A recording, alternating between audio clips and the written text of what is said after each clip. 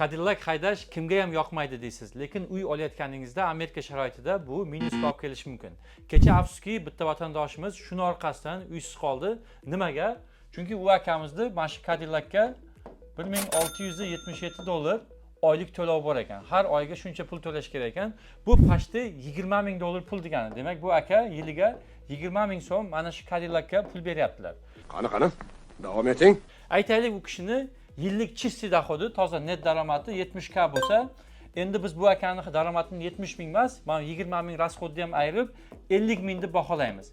50 ming bilan siz 300 ming dollarlik ham ipoteka qarzi ola olmaysiz.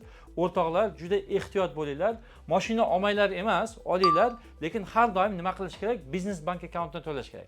Akamiz nima qilgan buni? Bu personal bank account, ya'ni shaxsiy bank akkauntdan to'laganligi uchun bu mana bu yerda minusga yuryapti. Agar oxirgi 12 oyda biznesdan to'laganlarida bu minusga yurmagan bo'lar edi. Buni yo'llari bor.